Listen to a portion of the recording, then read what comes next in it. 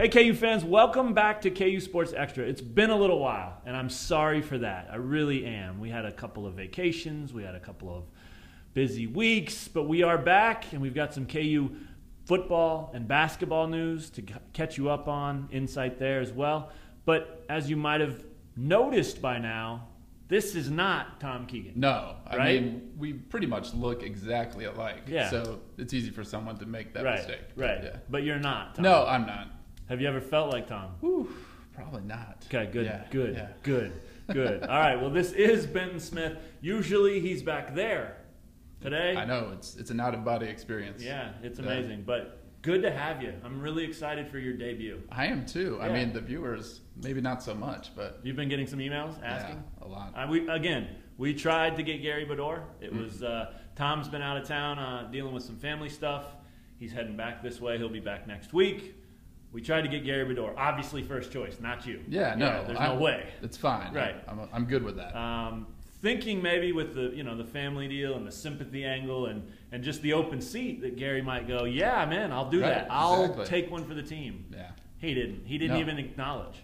Just walked right by me, sat down at his desk, looked right at his KUsports.com polo shirt that still has the tag on it that he refuses to wear. The guy's a rebel, man. He's a rebel. I know. So no Gary this time, and just keep your fingers crossed. We're trying really hard. All right, Benton, you're sitting in the Tom Keegan chair. Right. But I'm going to give you the Matt Tate role. The good news? Yeah, I'd like you to Okay. share some good news with us because I'm going to try being Tom, and I'm probably going to cry at night. Well, the good news is the NFL draft was this past weekend, and of course you had 3 Jayhawks drafted. Right. Ben Heaney started off in the 6th round, Ja'Cory Shepard, Dexter McDonald after that. But after the draft was complete, you had 8 more guys that got invites to camps Awesome. or free agent deals. So 11 KU football players in total have a shot. It might be a long shot for some of those guys, but have a chance to get a place in the NFL. That's a starting Yeah, line. 11 guys. 11 Yeah. guys. I mean, I know the popular question out there with fans and people that have followed the team and the program, why weren't they better? 11 Right. guys that are going to get a shot at the NFL, that most programs don't get that. Not very many programs had 3 guys drafted even, So Exactly. Why weren't they better?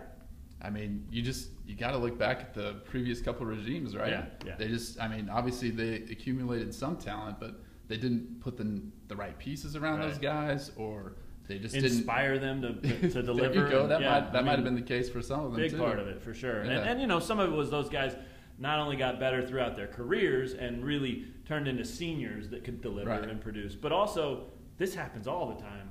The end of the season and the idea that I might be done playing football if I don't really work really inspires guys to work harder. And, sure. and I've seen so many guys get so much bigger, faster, stronger between the end of the season and the draft.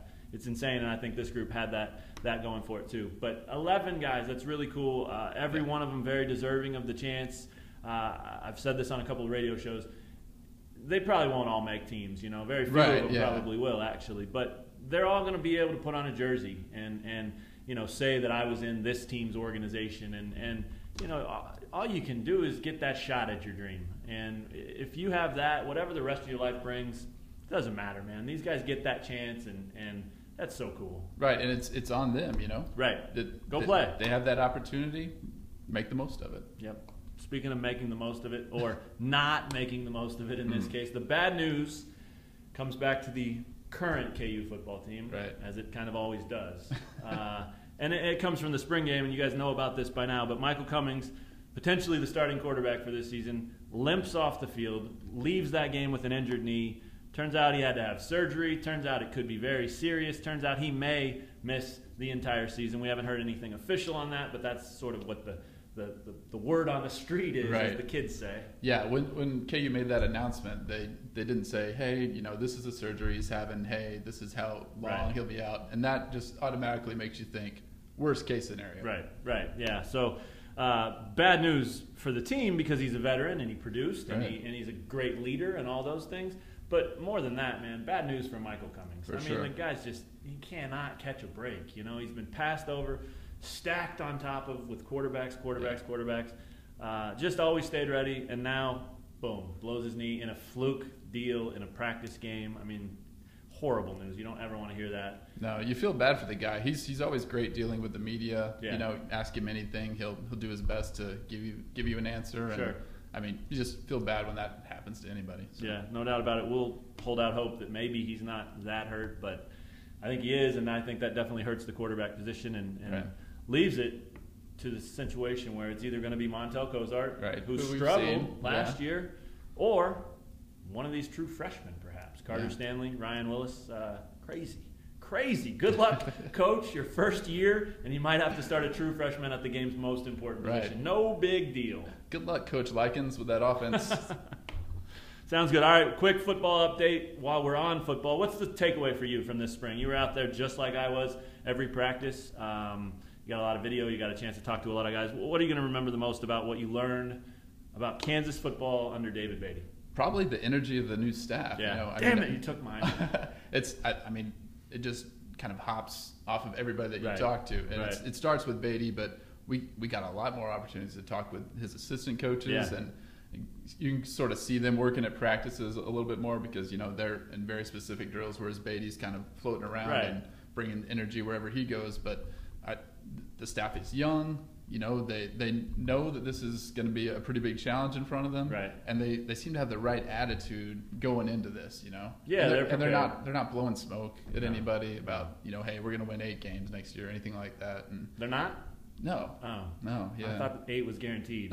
Anything better would be gravy, right? right, exactly. Okay. Well, maybe I got my numbers mixed up. Oh. But I agree with you. I think the energy's been awesome. And I think I'll go ahead and take my read from that and say that I think just the effort of the players, man. I mean, Sure, that yeah. stuff's contagious. And they see that staff energized, enthused, working hard. And those guys are following in those footsteps. I mean, these players, a lot of them are walk-ons. A lot of them are guys that have been role players, haven't even played, you know, and they're working like they're, you know, All-Americans. They're working like they believe they're going to win 8 games, and you know, good for them. I mean, that's really how it should be, and that's all you can do. But Right. I've been really impressed by how hard they've worked, and I guess the cliche word for it is the buy-in. You know, they've really for sure. bought into this deal, and regardless if they win 1 or none or 12 or 8 or whatever the number is, it's very clear that this group wants to be known and remembered as the group that started this whole thing and set this foundation and got that David Beatty era going in the right direction. Right. So very cool stuff. Let's move on to the basketball update. This was also part of the good news. So if you could do like a rewind thing, I don't know if you can, one of those. Right. Can you do that? Sound effects? Yeah. Well, we'll just use what you just did. That was perfect, actually. Yeah, good. But Cheick Diallo, right? Right. Good news? That's great news, Yeah. actually. Yeah. I mean, new segment, great There news. you go. Great news. I mean, KU Brought to needed- you by Great Clips. Oh, Ooh. easy sponsorship. Should have done that. Man. I'll have to talk to somebody. But yeah, obviously great news that KU is able to get the exact kind of player that they never had last year. A post player who can just go attack the glass, get rebounds. You don't have to throw the ball into him to get easy offense, but you actually might be able to do that too, which, you know, you couldn't do that with last year's KU team with anybody except Perry Ellis. Right. And now you've got Perry Ellis coming back for his Playing senior next to year. him. Yeah, he's going to be even better than he was in his junior season, and he can just, you know, all the defense is going to be focused on All-American candidate Perry Ellis, and Cheick Diallo is just going to have a heyday down I there. think so. You know, KU was in on so many of those guys. Malik Newman, Ingram, obviously Diallo. They got Carlton Bragg already. That list was very long of those undecided guys late from the McDonald's game. Yeah. But regardless, they didn't get any of the others. This was the guy they needed, though. It's the only one that mattered. And if they would have missed on him, it would have been a tragic, disastrous recruiting season. And if they got him, it was going to be great. And so they got him. So I think they'll probably add another guy or two. There's some the former VCU commitment, Tevin Mack, is in the mix, and he might be somebody that ends up here too. And I was talking to Gary Bedore, speaking of Gary, about, you know, who he knows everything. Yeah, he does. He really does. I asked him if he thought they'd get another guy or two. He said, yeah, probably a couple. Right. I don't understand that. They're so deep already. You know, where are they going to put these guys? They're certainly not going to put them in the game. Yeah. But you take as many players as you can. You take all the talent you can, and then that allows you to have that luxury. If somebody gets hurt, you're fine. If somebody doesn't produce, you're fine. If somebody's having a Wayne Selden type sophomore year, you've got somebody you can throw out there in front of him and kind of force him to bring his level up a little bit. So just because they got Diallo doesn't mean they're done. But, boy, great news. I love it. I love the news segment. I'm a positive guy, and I love great news. So good call there.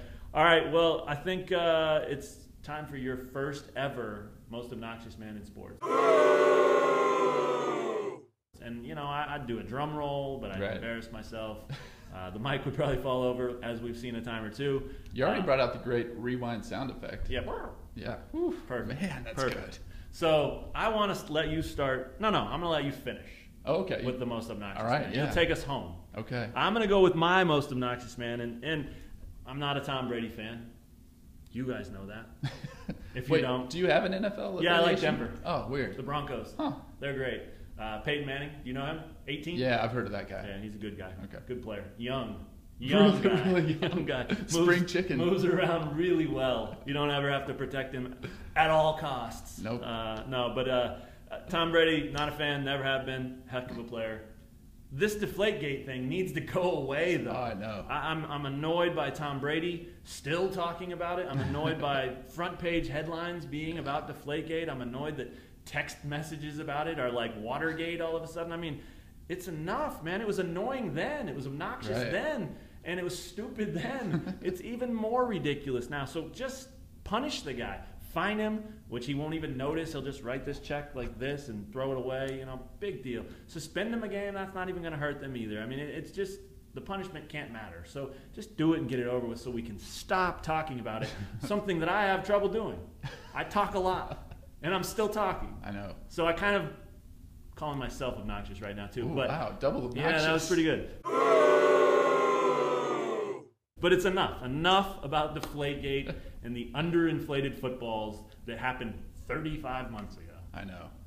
I'm right there with you. I'm so totally sick of hearing about it. Yeah. I mean, see, I can tell. You could barely even speak. I know exactly. Can't believe you didn't break something. Just had a minor stroke over here. All right, well, who's yours? Most obnoxious man in sports is? I'm actually going to go with a number of people, and you could easily just single out this single individual. I'm going to go with the Floyd Mayweather camp. Love it.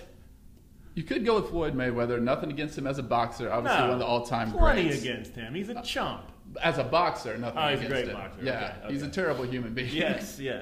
As evidenced, the Pacquiao-Mayweather fight was huge sports news, and his camp did not allow Rachel Nichols or Michelle Beadle to cover proper it. credentials. Yeah. Now, of course, as they had to kind of backtrack and say, okay, we had everything set up, but there's no reason that these two respected journalists would tweet out, hey, guess what? Right. Mayweather's not letting me cover this. Right.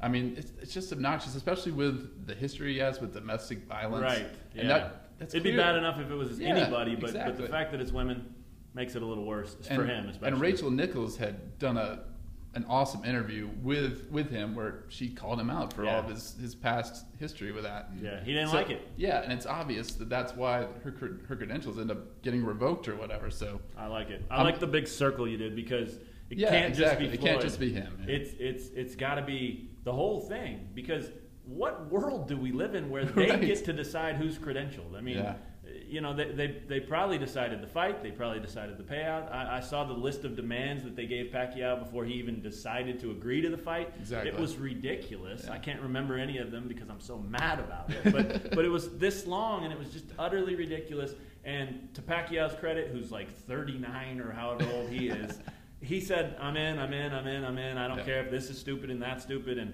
I can't wear a certain color of trunks or whatever. He signed off on all of them and said, I just want the fight. And he got it, and then he got beat, and then he was injured, and just boxing.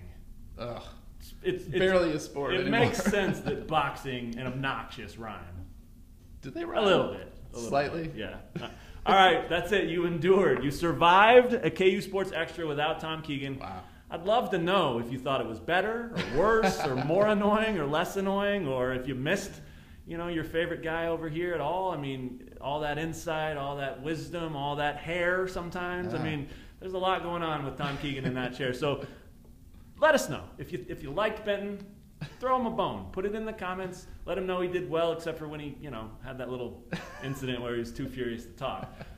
If you missed Tom could probably use the pick-me-up, and it'd be nice for him to read some good comments that said, hey, we'd love to have you back next week. But either way, I want to thank you for making your debut. No problem. For having the courage to do it, to step in front of the camera. Yeah. You're going to go back there and fix this thing up and make us look really good now, I guess right? so. I'll do my best. Okay. Sounds good. We'll be back next week with more KU news. If it's recruiting, if it's football, if it's women's hoops, who knows what it's going to be. We'll find it, and we'll bring it to you on KU Sports Extra. Thanks for checking out this episode. We'll talk to you next week.